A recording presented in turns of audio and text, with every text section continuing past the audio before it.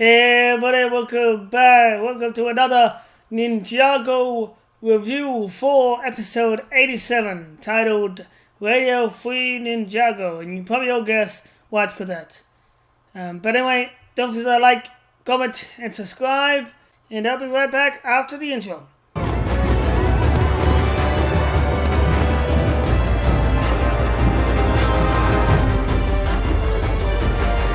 Alright, so anyway, basically this episode obviously starts off the way episode 86 ended, which is with the, basically ninjas have revealed, or the dragon hunters have found out that they're elemental masters and now are basically hunting them down.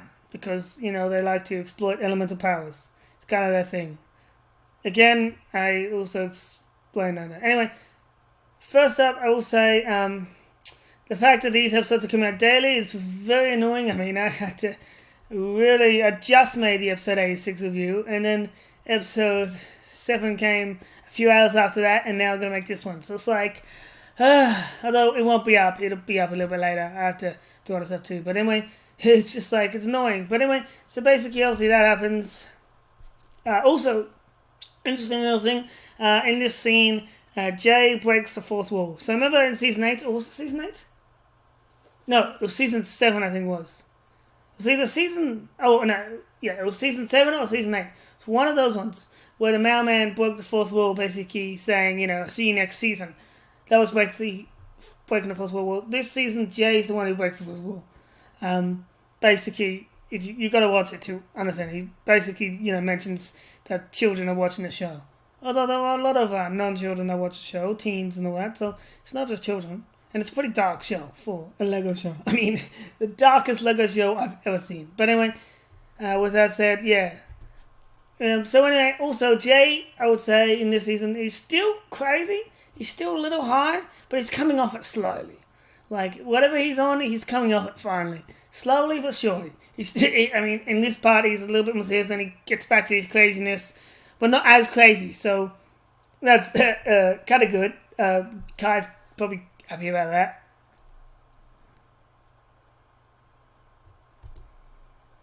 Also, we see our first glimpse of the dragon sword, which Heavy Metal basically owns, and we do actually learn about the dragon sword's origin along with the Firstborn and the golden armor.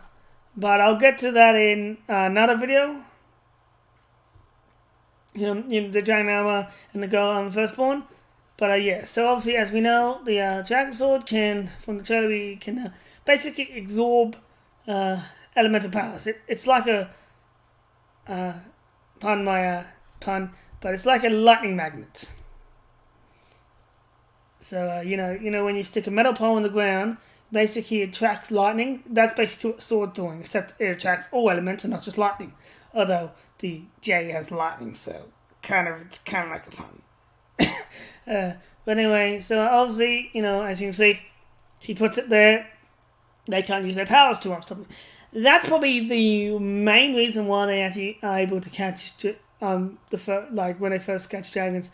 That's probably how they catch most of the dragons. I mean, some are probably easy, but I would say some would be a lot harder. That's probably the main reason, because obviously when the dragons use their elemental powers, it goes to the sword. You know that. So anyway, obviously the ninjas used for the first time their spinjitzu bow.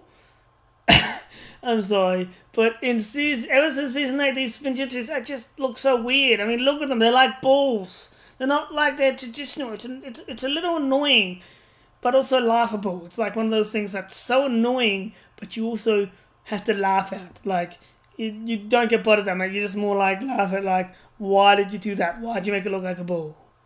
And I would say pretty much most of the ninjas have a ball. Maybe some of them don't. I'm pretty sure Cole has a ball. I'm pretty sure Kai and Zane. I mean, we know Kai and Zane has a ball. Jay doesn't. I don't know about. I think Lloyd had a normal one, and maybe Nia, but I'm not entirely sure.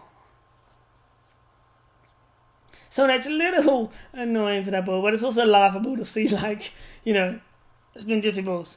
But anyway, so basically they use spinjitzu. They do get defeated by Heavy Metal, which kind of shows that Heavy Metal is like the second in command, the heavy hitter. I know he's called heavy metal. Also, as you can see, Ironbound took off his top hat, revealing his mohawk. Terrible choice in style, Ironbound. Seriously, a mohawk. Also, you can also see that his logo piece is the heavy metals piece, but backwards.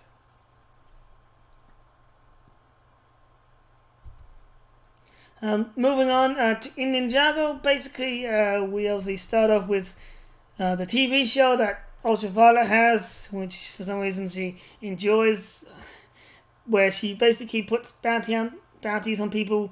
This time it's the mailman. The mailman, the guys in pretty much every season who delivers the mail. And also broke the fourth wall. Then obviously after that we have back at the HQ of the ninjas, where we see the tank they're building, which is that tank from the trailer, which I would say is going to appear in episode 83, which will be out Monday, just letting you all know. Or at least not on Cartoon Network, it'll be out Monday somewhere else. And yeah, so this is the tank which basically being built to withstand the Colossus. Not Colossi, Colossus. Colossi is plural, and that's why they're... Anyway, I'm just bothered by that. Also, Mistake basically, changed Lloyd. So she's kind of... I want to know more about this Mistake character. I really want to know more about her. I mean, she's mysterious, as Jay said in episode 85. A mysterious tea lady. I'd be seriously, she's a mysterious tea lady, and she knows a lot more than she lets on. And I feel like Wu knows too. Wu obviously knows something, because he always sees her and always acts like he knows her. Maybe he knows. There are some theories I've seen online, but it's still too... It would be kind of a weird theory and all that. But anyway, basically, Lloyd's obviously going to begin training, but he's not going to be the one fighting. It's Dareth. Now, this also brings people to mind, obviously, Dareth is going to get powers. I still don't think he's going to get powers. That was an April Fool's joke. Yes, two of them apparently are going to become real, but Dareth's power just seems too weird. I mean, yes, it's highly possible, knowing the last, I believe there was another April Fool's where people thought one was weird and it happened. But the Dareth one is a little different to that one. But anyway, but then again, also, the talking rat was kind of weird. Unless, of course, someone hallucinates, in which case...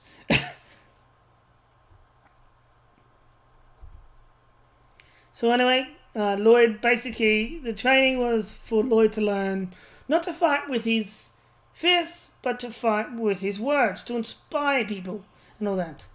And with that, Mistake obviously announces that, I think she's the leader of the resistance. She's basically tells them that it's time to take back the airwaves. And that is why the episode is called Radio Free Ninjago. So moving on, we go back to a thing that Ironbound is basically preparing for a hunt and using the ninjas as bait. And obviously Ko and Wu are there, basically undercover, trying to free them. Rocky Danger Buff. He's not very good at disguises. But anyway, we also see our first glimpse on the Destiny's Wing. I think that's the name of the piece set, which is basically what they used, made from the scavenged pieces of the Destiny bounty. Obviously they move out, and yeah. So anyway, back in Ninjago again, which, this episode seems to go back and forth. It's like, it's very confusing, but Lloyd is at Borg Tower. Basically, he's preparing to take back the airways. Which obviously is in Borg Towers, as well as Violet is doing her broadcasting, and also at the same time we see the mailman, which was hiding in a bin right at Borg Towers. I mean, talk about hiding in plain sight. Who would think that you would hide that close to the bad guy's lair? Also, obviously, here we see Down, which reveals that he can sense his son, just like he sensed Wu in the last season. This is a big reference to Star Wars because, well, you know, the whole Vader sending his son thing. The creators obviously love Star Wars because there's so many Star Wars references. This, and there's actually another one which I'll get to in a second. But anyway, he basically tells Yumi to, lock down the place and prepare because his lawyer's near. And, last episode, she was terrified of him after what she did to Mr. E. Yet now she's back to her old self and, people felt sorry for her last episode. This episode, if you felt sorry for her there and you still feel sorry for her after this episode, there's something wrong with you. She is just so evil, and for some reason, either she's in denial about what happened and denial that she's doing the wrong thing, or she's insane. I'm going with she's insane because, So anyway, she basically heads down to the bottom of the place and, insures this Untitled man to make sure they secure the place and not to fail and not to make her look bad because, well, she's, she's, aggressive and she's a very bad girl. Obviously, as you can see here, also, Nero basically uses a special mind trick from Star Wars. This is the Star Wars element where he, basically these are not the droids you're looking for. Type of mind trick. And basically to get them out of the way. And then obviously they infiltrate. With Mr. Pale heading there.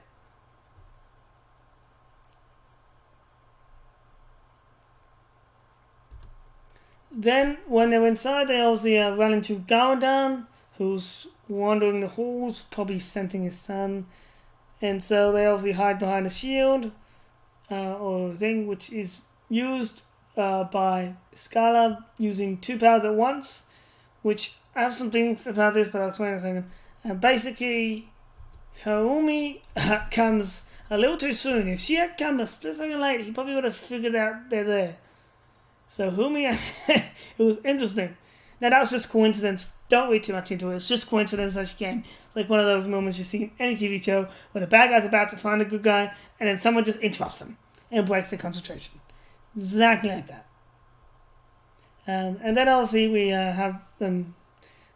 She find out that Scala's struggling to use her powers. Maybe it's I will say it's annoying that she's actually OP with all her powers. Remember when she first had her powers? She was OP. Okay, she should not be this. It should not be this hard for her to use her powers. She knows how to use her powers. So I'm going to go with maybe it's because of her losing her powers and getting it back. It's hard to adjust back to it. That's what I'm going with. Because otherwise she would be OP when she learns how to use her powers properly. Simple as that. I know that for a fact. Anyway. So anyway, back in the first room, the Iron Baron is basically using the ninjas as bait to capture dragons. I think he's actually trying to lure the firstborn, which we learn about very soon. But he doesn't, but we'll get to that in a second. Basically, he mentions power attracts power.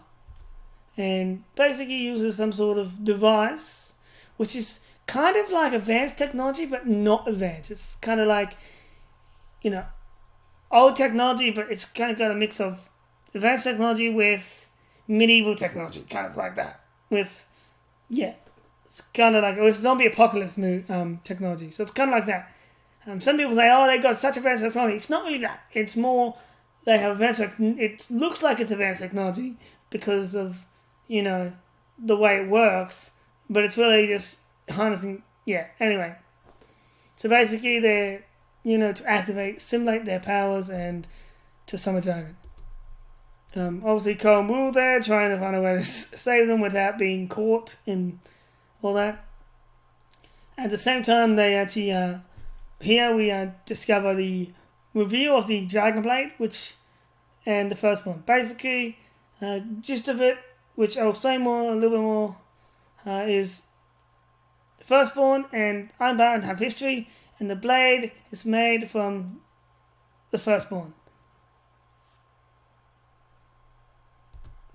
So anyway, obviously, the dragon gets summoned by the elements, and then they end up chasing it. This dragon is actually wind power, so it's a Moro dragon, because it has wind power and all that.